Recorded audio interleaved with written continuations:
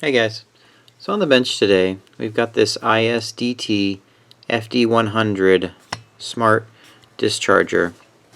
It's designed for discharging lipos. Say you go out to the field and you fly 2 packs and then it starts raining and you charge 10.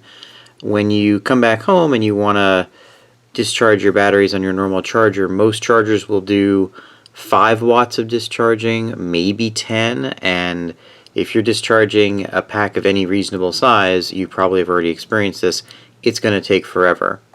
This helps alleviate that. This does 100 watts maximum discharge power. It will go up to a maximum of 6 amps and a maximum of 8S. Now, of course, I won't do 8S at 6 amps, but it'll do, and it's a combination of those things up to 100 watts. Before I get into it, I want to mention a little update on the Phantom 3 project I was working on the other day. If you want to see the first video of that, it's up here in the corner right now. I went ahead and replaced that cable and it didn't help. Did some pricing on some other things to see what it would take to get the next step going on that, and it was just not going to be cost effective. So I've parted that out, sold it on eBay to recoup my money for the initial purchase and the cable and a couple other small things that I had to do to go through my testing. So that project is done and we're moving on. Alright, I'm going to grab a few batteries. We're going to plug one into this. I'll show you what the interface is. It's pretty straightforward. Then we'll take it apart, see what it looks like inside, and then we're going to do some testing and see if this thing actually discharges down to the voltage that it should, and a couple other things. So stick around and we'll do that. I apologize, I misspoke earlier. This actually discharges a total of 80 watts. So basically what you've got here is you've got a little interface in the front, just some LEDs and a couple of buttons. You've got a fan intake and where you connect your LiPo. And then you've got the fan itself, and this little connector here supposedly allows you to connect to an ISDT charger, a couple of different ones, or your computer if you have the special cable. I haven't gotten the cable yet. I am going to go ahead and get the cable because you can change some settings such as the final voltage and a couple other things through here, and I'm kind of curious to see what that's like. So I'll pick up the cable and I'll make an updated video of that when it comes in. So it's very straightforward. You pick the number of cells here. You pick the current you want to discharge here. Has a status light to show you whether it's discharging or if it's done discharging, and then that's pretty much it. So I've got some packs here. I went to go flying and didn't get all these discharged, or I didn't get all these used. So I'm gonna go ahead and plug one of these in, and I'll show you kind of what happens. Okay, so you plug in the battery, and the interface is kind of hard to see here, but I'm going to hold my hand over it so you can see the lights are kind of dim. But I'm going to hit cells, and it shows 4S, which is the type of battery that it is, and it wants to discharge at 3 amps. So I'm not going to do anything. Okay, so it's discharging now. I'm going to go ahead and bump the current up to 6 amps.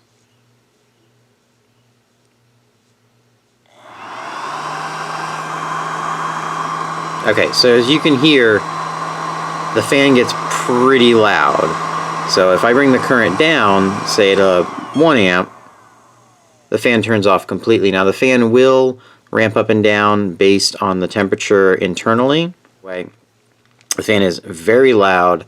It's louder than any of the chargers that I have. It's louder than a lot of devices that I have, but you know, it's a very compact device. You can see it next to this 4S 850 here. It really does not take up a lot of space, so, and it has just a little tiny 40mm fan, so it's going to be loud. It's discharging quite a bit of current. Alright, now what I like to do is I like to go ahead and take these covers off the ends and pull the internals out and see how this looks inside, see if it looks like it was made of high quality, something you can trust to turn on and just kind of walk away from. A device like this creates a lot of heat, and it has a potential to overheat if things are not done properly internally. So let me get these screws out and I'll bring you back. Okay, took a bit of convincing, but I was able to get this thing pulled out. I ended up having to peel the screen off the front there. So here we are with the ISDT FD-100 kind of laid bare. We've got the LEDs here, a little foam pad that separates them from each other. We've got an ISDT branded fan here. I don't think ISDT makes their own fans. It's interesting, this is not a typical 40mm fan. It's actually like double thickness or 1.5 times thickness. The fan's wiring was kind of jammed into the case. I don't see any damage to it, but it wasn't put in very carefully. DC 12 volts. Yeah, this doesn't say any other specifications on. Like I said, I'd be really surprised if ISDT makes their own fans. They might. So here's the main circuit board. Got a big old beefy heatsink on this other side here. This is the input here. That looks like a choke there. Doesn't look like I'm going to be getting this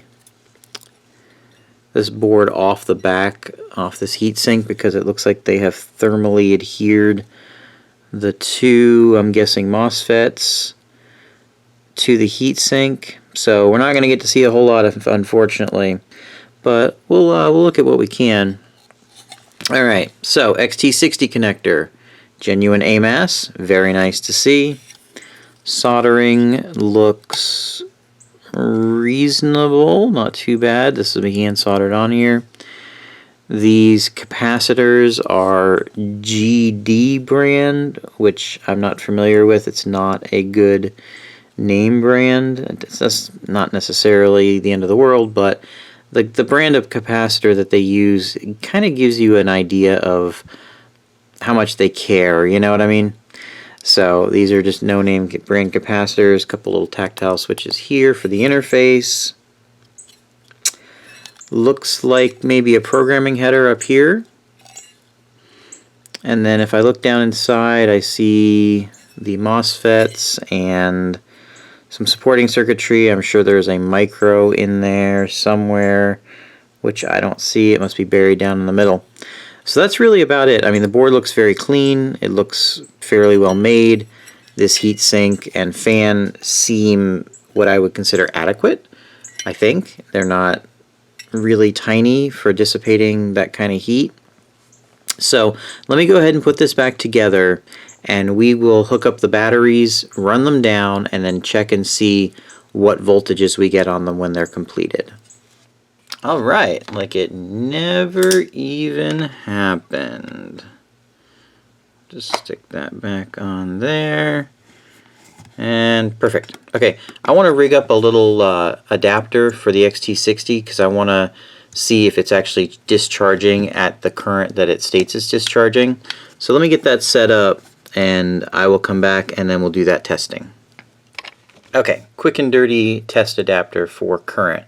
I've got these two XT60s. I've got the positive passing straight through, the negative out to 2 wires here so I can hook it up through my fluke. I'm going to plug this in and see if the current it says it's drawing is the current it actually is drawing.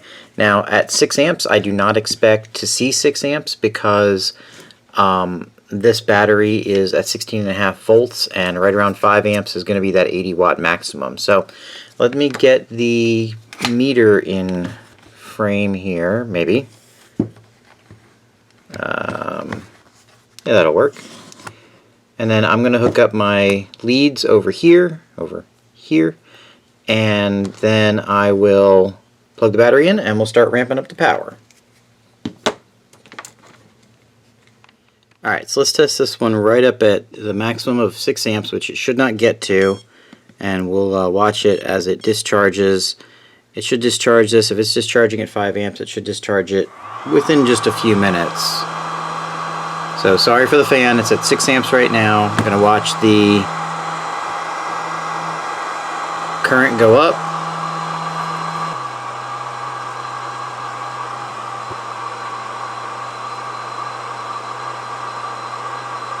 Alright, so it's settled out right at 5 amps, which is what I would expect. So we're going to let this run. Got a decent amount of heat coming out of here. Fan seems to be doing a good job though. It's not, the air is not too hot.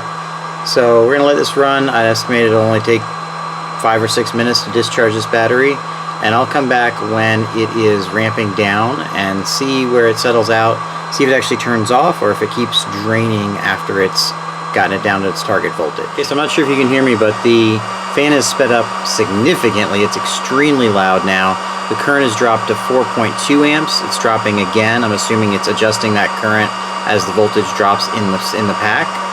I'll come back. Alright, as the current is ramping down, so is the fan, which is nice. Down to 2.5 amps now, still dropping. Should be not too long before this pack is fully discharged. Alright, 600 milliamps, and the fan has shut off. Alright, charger thinks it's done. It is beeping. I'm going to let it keep beeping because I'm curious to see what happens if you don't disconnect the battery. If it's going to stop and turn itself off, or will it just keep doing this until the battery drains down?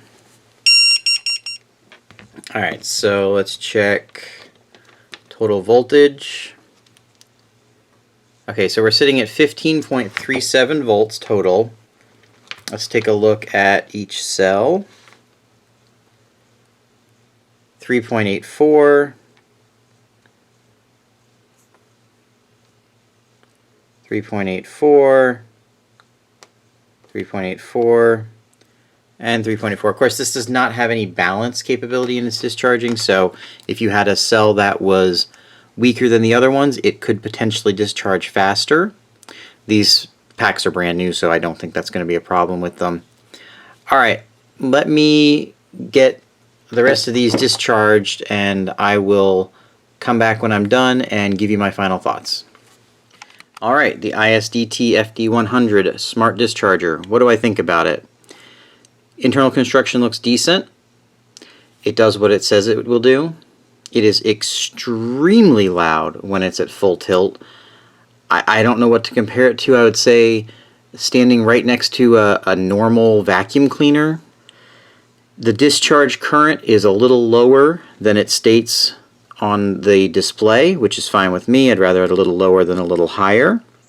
The default on this is 3.85 volts. That's fine. I discharged 5 batteries. All of them came down to very close to that 3.85 volts per cell. Keep in mind there is no balance connector on this, which means that this discharger does not know what each individual cell is. It's guessing. So if you have a cell that may be a little bit weaker, or if it was unbalanced when you plug it in, your cells could discharge unevenly, and that could cause a problem.